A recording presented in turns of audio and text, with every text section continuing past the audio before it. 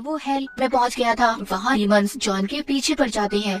कहानी के शुरू में हमें एक वेपन हथियार के बारे में बताया जाता है जिसको तकदीर का भाला भी कहा जाता था। सबका कहना ये था कि जिसके हाथ में भी वो हथियार होगा उसकी दुनिया में हुकूमत होगी। लेकिन वर्ल्ड वॉर 2 के बाद वो हथियार कहीं पर गायब हो गया, जिसके बाद वो आज तक किसी को भी नहीं मिल पाया। हमें एक शहर दिखाया जाता है जहाँ पर हम एक आदमी को देखते हैं जो एक चर्च की सफाई कर रहा था। तभी उसे खुदाई करते हुए वहाँ पर एक कपड़े में लिपटा वो हथियार मिल जाता है, यानी कि तकदीर का भाला। जैसे ही वो आदमी उसे अपने हाथ में पकड़ता है तो उसके हाथ पर एक अजीब सा निशान बन जाता है। उसे हर तरफ से अजीब अजीब आवाजें भी सुनाई देने लगी थी। उसे न जाने क्या हो गया था, वो अपने होश में ही नहीं रहता। वो वहाँ से जाने लगता है। जब वो आदमी थोड़ा सा आगे जाता है तो उसका खतरनाक एक्सीडेंट होता है, पर उसे कुछ भी नहीं हुआ था। मगर जिस गाड़ी से उसका एक्सीडेंट हुआ था वो गाड़ी पूरी तरह तबाह हो गई थी, टूट फूट जाती है। यहीं से हमें आगे लॉस एंजलिस शहर का सीन दिखाया जाता है, जहाँ पर एक आदमी जिसका नाम जॉन कॉन्स्टेंटीन था, उसको एक लड़की के अंदर से डीमन निकालने के लिए बुलाया गया था। जॉन दरअसल एक पैरानॉर्मल इन्वेस्टिगेटर होता है जो डीमंस को निकालने का काम और उनसे बात भी कर सकता था। अब क्योंकि डीमन ने पूरी तरह से उस लड़की पर अपना काबू कर लिया था, जॉन उस डीमन को एक होली निशान और अपने मंत्रों का इस्तेमाल करके उस डीमन को एक शीशे के अंदर कैद कर लेता है। पर वो शीशा टूट गया था, जिससे वो डीमन अब उस लड़की के अंदर से चला तो जाता है पर अभी भी वो इसी दुनिया में ही था। यहाँ पर मैं आपको बता दूं कि कोई भी डीमन या एंजल यानी फरिश्ता ऐसे ही दुनिया में नहीं आ सकते थे, क्योंकि ये गॉड और डेविल शैतान के असूल के खिलाफ था। उन्होंने अपना एक असूल बनाया था कि कोई भी डीमन या फरिश्ता उनकी इजाजत के बगैर दुनिया में नहीं जाएगा, क्योंकि डीमंस और फरिश्ते दुनिया में आकर लोगों को अच्छे या बुरे काम करने की तरफ ले जाते थे। तो इसीलिए गॉड और शैतान ने ये असूल बनाया। वो चाहते थे कि इंसान अपनी मर्जी से दुनिया में रहकर अच्छे या बुरे काम करे, ताकि इंसान अपने अच्छे या बुरे काम का खुद जिम्मेदार हो। तो जॉन अब इस बात को सोचने लगता है कि गॉड और शैतान के बनाए गए असूल के खिलाफ ये डीमन दुनिया में कैसे आ सकता है। तो इसीलिए जॉन अपने एक पुराने दोस्त के पास जाता है जो चर्च के फादर थे। उनके पास चीजों को हाथ लगाकर यानी उन्हें छूकर चीजों के बारे में पता करने की ताकत थी। इसीलिए वो अपने दोस्त फादर को उस डीमन पर नजर रखने का और साथ ही ये भी कहता है कि अगर कुछ भी कहीं पर बुरा हो तो मुझे फौरन बताए। इसके बाद जॉन अपने असिस्टेंट के साथ डॉक्टर के पास जाता है, जहाँ पर डॉक्टर उसको बताती है कि बहुत ज्यादा सिगरेट पीने की वजह से तुम्हें लंग्स फेफड़ों का कैंसर हो गया है और वो अपनी तीसरी स्टेज पर है। तो जॉन तुम्हें अपना बहुत सारा ख्याल रखना होगा, वरना तुम्हारी मौत भी हो सकती है। पर सब सुनने के बाद जॉन कहता है मुझे कोई भी बीमारी हो, मैं किसी भी वजह से मरूं, जाना तो मुझे हेल जहन्नुम में ही है। जॉन ऐसा सब क्यों कह रहा था, यहाँ पर हमें पता चलता है कि जॉन बचपन ही से डीमंस को देखने की शक्ति ताकत रखता था और इसी वजह से वो अपने बचपन में बहुत ज्यादा डर भी जाया करता था। मगर इस बात पर उसके माँ बाप ने कभी यकीन नहीं किया। वो समझते थे कि जॉन पागल हो गया है, इसीलिए उन्होंने इसका इलाज करवाना शुरू कर दिया। लेकिन इन सब चीजों से जॉन बहुत जल्दी तंग आ गया था। उसने एक दिन खुद को मारने का फैसला किया, जो चर्च के असूल के मुताबिक बहुत बड़ा गुनाह होता है, यानी कि इंसान अपनी जान खुद नहीं ले सकता था,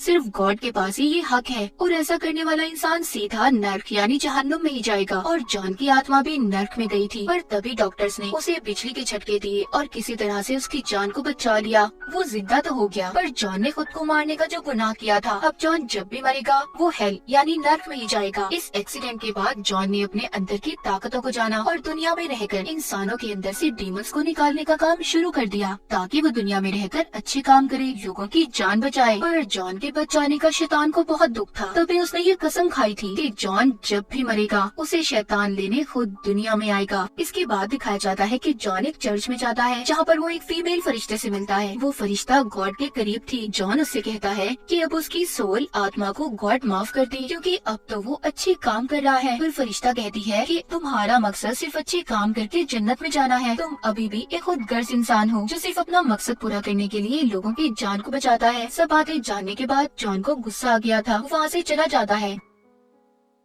जब वो अपने घर जा रहा था तो वहाँ पर रास्ते में बहुत से खतरनाक डीमंस उस पर हमला कर देते हैं, मगर जॉन उनका मुकाबला करता है और उन्हें मार देता है। जिसके बाद वो मिडनाइट नाम के एक आदमी के पास जाता है। मिडनाइट दरअसल एक गार्ड था जो दोनों दुनिया यानी कि जमीन और आसमान के बैलेंस को ठीक रखता था, यानी कि वो किसी भी डीमन को दुनिया में नहीं आने देता था। मिडनाइट रहता जमीन पर ही था। जॉन मिडनाइट को सारी बात बताता है, पर वो उसकी बात पर यकीन नहीं करता, क्योंकि उसका भी यही मानना था कि डीमन या फरिश्ते गॉड या शैतान के हुक्म के बगैर दुनिया में नहीं आ सकते। तभी वहाँ पर एक डीमन आ जाता है जो इंसानी रूप में था, मगर जॉन उसको नहीं पहचानता। वो उससे थोड़ी सी बहस करने के बाद वहाँ से चला जाता है, जिसके बाद जॉन अपने एक दोस्त के पास जाता है जिसके पास कुछ ऐसे हथियार थे जिनसे डीमंस को मारा जा सकता था। वो उससे डीमंस को मारने के लिए कुछ हथियार लेता है और चला जाता है। उधर वो आदमी जिसको हमने कहानी के शुरू में देखा था, जिसके पास तकदीर का भाला था, वो भी आहिस्ता आहिस्ता लॉस एंजलिस शहर की तरफ बढ़ता जा रहा था। अजीब बात ये थी, वो जहाँ जहाँ से गुजरता था वहाँ से जानवर मरते जा रहे थे। इसके बाद हम एक लड़की को देखते हैं जो हॉस्पिटल में दाखिल थी। वो अचानक से छत से कूदकर पूल में गिरकर अपनी जान दे देती है, जिसके बाद उस लड़के की जुड़वा बहन वहाँ पर आती है जिसका नाम एंजेला था। वो अपनी बहन की ऐसी मौत से बहुत ज्यादा दुखी थी। वो सोचती है कि उसकी बहन ऐसा कैसे कर सकती है, वो तो चर्च के असूलों को बहुत मानती थी, तो उसने अपने साथ इतना बड़ा गुनाह कैसे कर लिया, जिसका साफ मतलब अब उसकी आत्मा सीधा हेल में जाएगी। एंजेला की बहन के हाथ पर भी वही निशान था जो हमने कहानी के शुरू में उस आदमी की बाजू पर देखा था। एंजेला बैठी अब अपनी बहन की मरने से पहले की वीडियो देखती है, जिसमें मरने से पहले उसने जॉन कॉन्स्टेंटीन का नाम लिया था। तभी एंजेला अब जॉन के पास जाती है, मगर यहाँ पर जॉन एंजेला की मदद करने से मना कर देता है क्योंकि वो अपनी मौत और नर्क हेल वाली बात पर बहुत ज्यादा परेशान था। जब एंजेला उसके घर से जाने लगती है तो तभी जॉन देखता है कि उसके पीछे कुछ डीमंस थे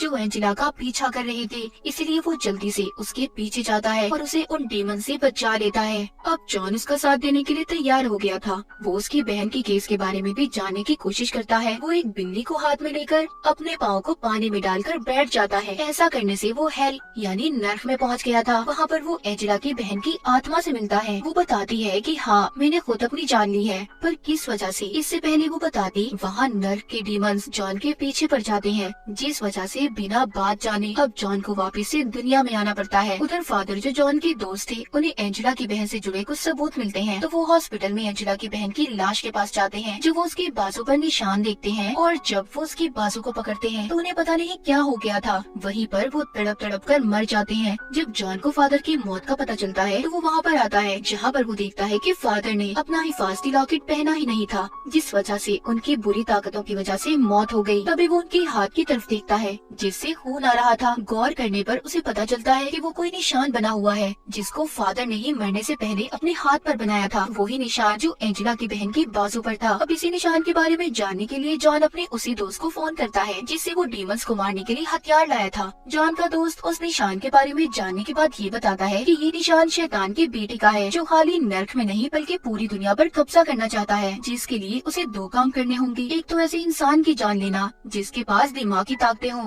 वो अपनी ऐसी ताकतों का इस्तेमाल करके कुछ भी पता कर ले, और दूसरा तकदीर का भाला। ये सब बताकर जैसे ही जॉन का दोस्त फोन रखता है उस पर मक्खियों का हमला हो जाता है, उसकी भी मौत हो गई थी। इसका मतलब ये सब अभी तक शैतान का बेटा कर रहा था। सब जानने के बाद जॉन एंजेला के पास जाकर उसे सब बताता है। वो दोनों समझ गए कि एंजेला की बहन इस बात को जानती थी कि शैतान का बेटा उसकी ताकतों का इस्तेमाल करके दुनिया में आना चाहता है, क्योंकि उसके पास दिमागी शक्तियाँ थी जो किसी भी चीज के बारे में पता कर सकती थी। इसीलिए उसने जानबूझकर अपनी जान दे दी ताकि शैतान का बेटा अपने इस मकसद में कभी कामयाब ही ना हो। एंजेला बताती है कि उसके पास भी ऐसी ही ताकतें थी जैसी उसकी बहन के पास, पर उसने अपनी इन ताकतों के बारे में कभी जाना ही नहीं, इसीलिए वो ताकतें उससे दूर हो गयी। पर एंजेला अब अपनी ताकतों को वापस से हासिल करना चाहती थी, इसलिए वो जॉन की मदद मांगती है। जॉन उसको एक बाथ टब में लिटा देता है। वो पानी के अंदर उसके मुंह को तब तक रखता है जब तक वो मौत के करीब नहीं पहुंच जाती। तभी अचानक से एंजेला बाहर आ जाती है। मौत को इतना करीब देखने की वजह से उसकी ताकतें वापस आ गई थी। एंजेला अब यहाँ पर अपनी दिमागी ताकत का इस्तेमाल करके जॉन को बताती है कि फादर और तुम्हारे दोस्त को एक डीमन ने मारा है जो आधा इंसान और आधा डीमन है। एंजेला उसी डीमन की बात कर रही थी जिससे पहले जॉन मिल चुका था, पर उसने उसे पहचाना नहीं था। सब जानने के बाद जॉन उस डीमन के पास जाकर उस पर होली वाटर गिराता है जिससे वो अपने असली रूप में आ गया था।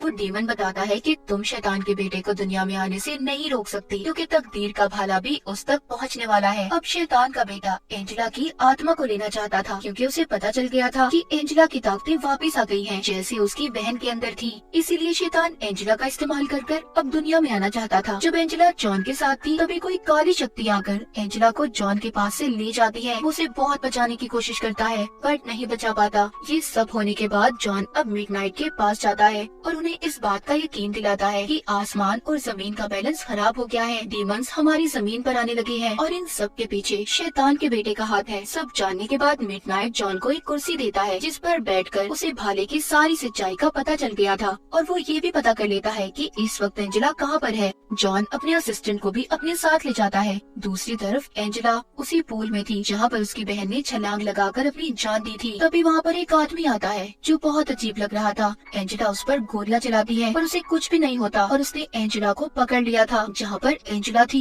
उस जगह पर बहुत से डीमंस थे जो इंसानी रूप में एंजेला की आत्मा को लेने आए थे। पर वहाँ पर जॉन का असिस्टेंट होली वाटर को पानी के टैंक में मिला देता है, जिसके बाद उन डीमंस पर वो उसी पानी की बारिश करता है। वो सभी होली वाटर की वजह से जलने लगे थे। इस बात का फायदा उठाकर जॉन डीमंस को मार देता है। जब वहाँ पर एक डीमन उसे मारने की कोशिश कर रहा था तो जॉन का असिस्टेंट आकर उस डीमन को मार देता है, जिससे जॉन की जान बच गई थी। उधर एंजेला अभी भी पानी के पूल में थी जिसको शैतान के बेटे ने पोजेस्ड अपने कंट्रोल में कर लिया था और साथ ही नर्क में भी खींच लेता है। वो एंजेला के जिस्म में आकर दुनिया में आना चाहता था। शैतान के बेटे का प्लान कामयाब हो गया था। जब जॉन पूल के पास आता है तो एंजेला अब पोजेस्ड हो चुकी थी, जो जॉन को देखते ही उस पर हमला कर देती है। पर वहाँ पर जॉन और उसका असिस्टेंट उसे काबू में करने की कोशिश करते हैं। जॉन बहुत जोर जोर से मंत्र पढ़ रहा था, तभी उसे ऐसा करते कैंसर की वजह से बहुत ज्यादा तकलीफ हो रही थी, मगर उसका ये काम अब उसका असिस्टेंट जारी रखता है। उन दोनों ने एंजेला को ठीक कर दिया था। तभी दोबारा से कोई काली शक्ति आकर जॉन के असिस्टेंट को भी मार देती है। इस बात पर जॉन अब गुस्से में आ गया था। वो जोर जोर से मंत्र पढ़ने लगता है। तभी उधर फीमेल एंजल फरिश्ता आ जाती है, क्योंकि उस फीमेल एंजल को ये लगता था कि इंसान हर बार गलती करता है और गॉड से माफी मांगता है, जिस पर गॉड उन्हें माफ भी कर देते हैं। पर इंसान को ऐसा करने की सजा मिलनी चाहिए, इसलिए वो एंजल शैतान के बेटे का साथ दे रही थी। वो दुनिया में ही इंसान को सजा दिलवाना चाहती थी। जिसके बाद वो जॉन को एक कमरे में बंद कर देती है और उसी भाले को लेकर शैतान के बेटे को एंजेला के पेट से बाहर निकालने लगती है। जॉन को कुछ समझ नहीं आ रहा था कि वो क्या करे। तभी वो अपने हाथों की दोनों नसों को काट देता है, जिससे वो ये बात जानता था कि उसने अगर खुद को मारने की कोशिश की तो शैतान खुद उसे दुनिया में लेने आएगा। और होता भी ऐसा ही है। जब शैतान जॉन के पास आता है तो जॉन उसके बेटे और फरिश्ते की साजिश के बारे में बताता है। वो कहता है तुम्हारा बेटा दुनिया में आकर हर जगह पर अपनी हुकूमत चाहता है, उसका साथ गॉड का फरिश्ता दे रही है। सब जानने के बाद शैतान को गुस्सा आ गया था। वो अपने बेटे को एंजेला के अंदर से वापस हेल यानी नर्क में वापस भेज देता है और एंजल को सजा के तौर पर उसके दोनों पैरों को जलाकर एक आम इंसान में बदल देता है। शैतान सब कुछ ठीक करने के बाद बहुत खुश था। वो जॉन के मरने से पहले आखिरी ख्वाहिश बताने का कहता है, जिस पर वो कहता है कि मैं चाहता हूँ एंजेला की बहन की आत्मा को नर्क से निकालकर जन्नत में भेज दिया जाए, क्योंकि इन सब में उसका कोई कसूर नहीं था। उसे तो सिर्फ तुम्हारा बेटा अपने लिए इस्तेमाल करना चाहता था। सब जानने के बाद अब शैतान एंजेला की बहन की आत्मा को नर्क से आजाद करके